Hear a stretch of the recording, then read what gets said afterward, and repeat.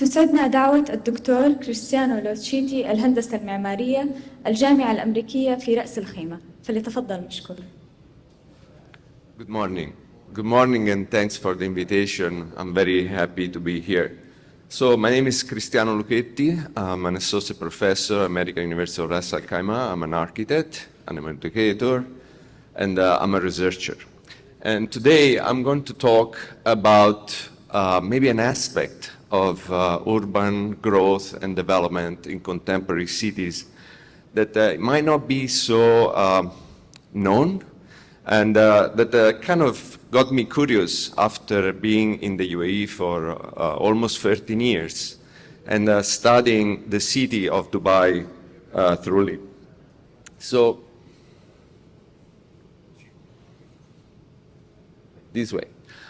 We all know, of course, the iconic level of Dubai, and most interesting to me is that it's defined its own term sometime in like the term of Dubaization, the process of urbanizing a city with a futuristic and pioneering architecture. I've been studying this concept. I'm studying the dramatic change of scales, the density of the city, the way how it portrays its image in the global scenario, the role of the infrastructures, of course, that creates specific and peculiar condition of forming urban enclaves around the city, not really allowing the connection of different areas. The question of its touristic destination that became most likely the most important in the world nowadays, as well as the conquer of the seaside. Is one of the few cities that include in the master plan the design of the land that is taking over the natural element of the sea. And then the desert. The desert used to be very desert or deserted, but as you can see from this image, it's becoming quite busy. And so the question was like, what's happening in the desert of Dubai? And if we consider Dubai as a city that is not only has its urban side, but also its desert side, it's time to kind of think that in this specific moment, the cities are getting bigger and bigger. And in 2012, the population of metropolis around the world became higher and bigger than the population on the rural side. This research of mine, looking at the desert side as a component of the urban context, was triggered by an article that Rankulas wrote in 2014 called The Countryside. And the main idea, the main statement is that at this moment, the rural side or the countryside is not longer supporting cities. It's not, but became a sort of an antagonist, sometimes more important than the city itself at the moment where the population moved to the cities. So he says really that the countryside is now the front line of transformation. This dichotomy between the agricultural area, the countryside, and the city has been historically very dramatic. If we can summarize history of urban form in 3 slides, which is kind of a mission impossible, I realize that, but this is probably the sequence that we see in the past, in ancient time. The natural condition is on the left, very organic, completely untouched, while the cities were closed on themselves, defending from the external agents and assuming a very straight kind of geometrical condition, reflecting for specific, of course, needs. And throughout time, this situation, this urban form and the relation with the nature changed. The nature became more and more anthropized, and the city started to spread around, changing its form to the point of getting to this point here, where the nature became very regularized and with lots of geometrical condition, while the city lost its original definition and design. Also, the countryside in certain areas lost their romantic approach and become a place for technological advancement as well as changing the idea that we had in terms of its landscape forms and image. As we can see here, as a completely new night landscape. The architecture that happens in the countryside and the areas outside the cities become also kind of unknown and uncharted because they get to the point of becoming extremely big, extremely to the dimensions that we're not really used to it. And the population of the countryside has changed. Renkulas used to visit his village where he used to go on vacation in Switzerland. They noticed that the population throughout the years changed. The social condition changed. In Italy, the people that makes the famous cheese or the mozzarella cheese we eat on the pizzas, or the people that are cultivating tomato are no longer Italians. So the whole social condition is on a process of transformation. He does this very interesting experiment where he takes a rectangle of 13 by 3 kilometers and is kind of highlighting the functions. And they realized that in certain areas, this is Netherlands, of course, some of the functions that he finds were pertinent to urban context, to the center of cities. And now they're moving out on the countryside. And for me, it was interesting to think, what happens if I do the same with the desert in Dubai?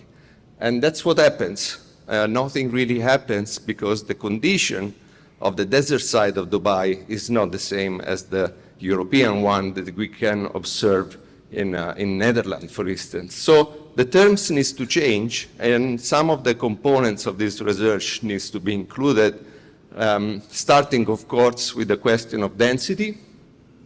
Looking at the territory of Dubai, there is obviously a much higher density by the coast, and it's getting lower and lower toward the desert. But it's interesting to see also that this process is changing, and throughout recent years, there is a moving population from the coastline to the desert side. The other component that we might want to include is the foreign citizenship that also is taking more and more place in the desert side of the city.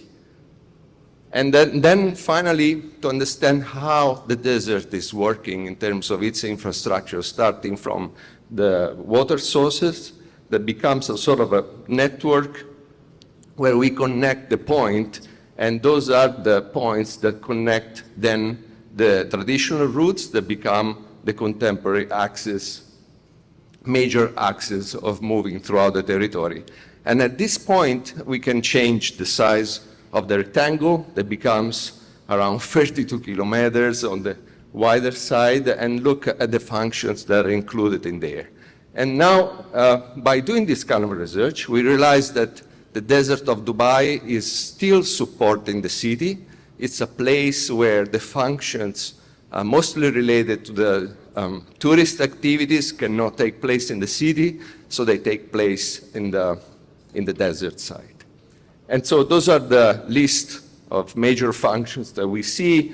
There are some industrial sites, but there is also specialized agriculture, there is research centers, mostly resorts and tourism, heritage village, residences, of course, and so on. But most of them are supporting, as I say, still the city. So it's not really an antagonist, the desert side, like the countryside of Renkulas. And then there is the question of the desert settlements, which is really interesting to me, because I realize they all follow the same urban strategy.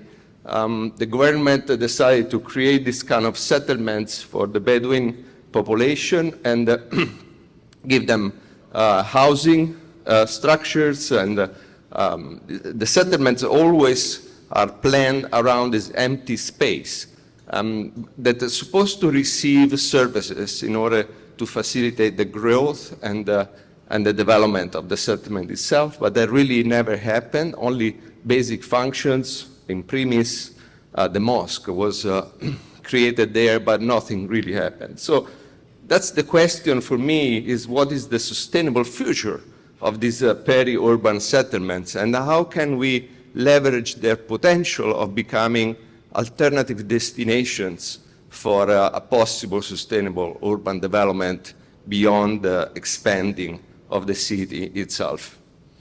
If we look at the master plan of Dubai, there is that very strong line in there, which is established where the city cannot cross and go beyond and kind of contaminate the landscape of the desert.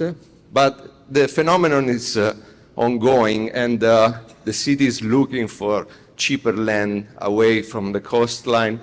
And so some of the projects are actually happening beyond that line. But there are the system of desert settlements around the desert that could, as I said, become interesting alternative, especially in terms of identity, of urban identity connected to the landscape. So with my students in one of my design studio, we took Margam, this settlement in the desert, as an example, as a case study for our urban design and architecture exercise. And this is interesting because it's an agricultural settlement. It's characterized, here you can see down there, the usual kind of urban context, let's call it desert urban context of the residences with the empty space in the middle, and the scattered agricultural land, which is actually creating this image of the desert, which is very different than the one we used to, because it's very green. And it might, as I said, bring this new identity to a place that we didn't really consider before. This happened because in the 70s, Sheikh Zayed dreamt of turning the desert green, and actually he managed in some of the areas. We do have now farming activities in the desert of Dubai, Abu Dhabi, and other Emirates in the UAE. So for us, of course, it's not just about redesigning the residential component, but taking Margam as a urban system, as a possible new urban system, bringing new functions like a new agri-technological cluster, the commercial museum cluster, and then finally the residential cluster itself, as an attempt of creating a new destination that is entering the system of supporting functions to the city that we were talking about before. And then once we decide this strategic plan for Margam, we focused on the residential cluster, and we occupy that empty space with a new series of service components that will take into this project consideration of not only the necessities of the local inhabitants of Margam, but also to become one component of a much larger network of services and desert settlements that will collaborate with each other to create an alternative destination. The project major idea, very briefly, it's about establishing one sacred fence, a peribolos, like the ancient Greek would call it, something that will declare the difference between what is landscape, the mighty power of the natural element of the desert, and what is actually urban context. So that edge will include some functions, as I said before, are related to the specific location, but also some others that look outward to the rest of the territory. So there will be a civic center, farmers market, nursery and school, co-working offices. Some people might decide to come nowadays, it's possible, from Dubai and move to these desert settlements, a wedding hall that might serve the territory, park, and of course parking facilities. But then once we create this edge, the challenge is to make it as permeable as possible and be crossable and becoming just completely pedestrianized. So to create a sort of a new layer of public spaces and connection, and through the addition of different functions, a sort of a new microcosm. In terms of sustainability, of course, we include a series of studies and technology apply to the overall master plan. and to kind of, the attempt was to combine architecture in a new language with the inclusion of living machines, integrated water recycling system, or some brand new technologies like integrated water, electricity, crop co-production system. It's a kind of a holistic new approach that could be, as I said, integrated in the master plan. This is very quickly, it's the plan. As you can see, it's all fully pedestrianized. There is a patchwork of series of buildings and open spaces offering different destinations within the master plan and some drop-off that enters inside the project. And we also included the existing mosque in the project itself, and this is the overall axonometric view of the model that we created with the students. Some of the images of some key spaces. This is the farmer markets that can be destination for weekend day trips from Dubai, operable in the summer and in the winter with this, some of the open spaces. Vegetable gardens can be included in the master plan in the use of different spaces. Playgrounds, if we want to bring back to these areas from the city young families, this is definitely a very important facility to provide, and this is one of the view of one of those drop-off that I talked about before. I do have a website where I publish my research on these themes, so you're most welcome to visit and contact me if you have further questions. Thank you very much.